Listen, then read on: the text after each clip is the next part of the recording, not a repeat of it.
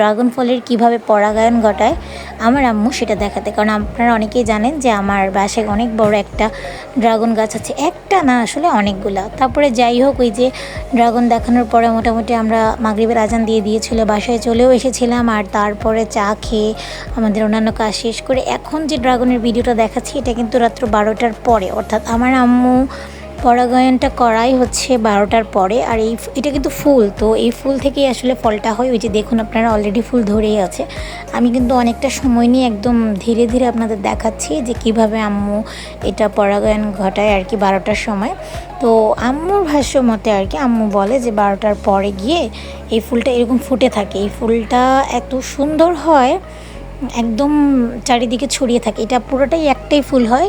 তো এই ফুলটা নর্মালি আপনি ব্রাশ অথবা মেকআপ ব্রাশ দিয়ে, অথবা আমরা যে দাঁত মাজার ব্রাশ ইউজ করি সেটা দিয়েও হচ্ছে আম্মু যেরকম করছে আর কি, পাপড়িগুলো থেকে রেণুটা বের করে নিচ্ছে আর কি।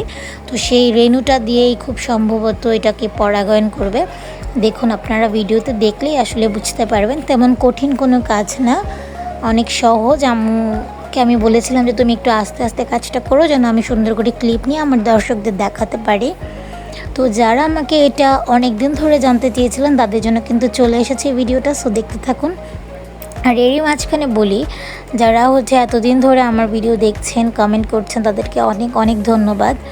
আর যারা এখনও আমার চ্যানেলে নতুন ভিউয়ার্স জাস্ট দেখছেন কিন্তু সাবস্ক্রাইব করেননি, please subscribe my channel and comment করে জানাবেন আমার ভিডিও আপনাদের কেমন লাগে, আর কোন কোন বিষয়ে আপনারা ব্লগ চান অথবা কেমন ধরনের ভিডিও আপনারা চান, তাহলে কিন্তু আমি আপনাদের জন্য সেই রকম ভিডিও বানাবো। এই যে তারপরে রেণুটা আম্মু আবার ওই সামনের ফুলটার মধ্যে দিয়ে, কুড়িটার মধ্যে দিয়ে সুন্দর করে হাতে চাপা দিয়ে একেবারে ফুলটাকে হাতের মুঠোয় নিয়ে নিয়েছে।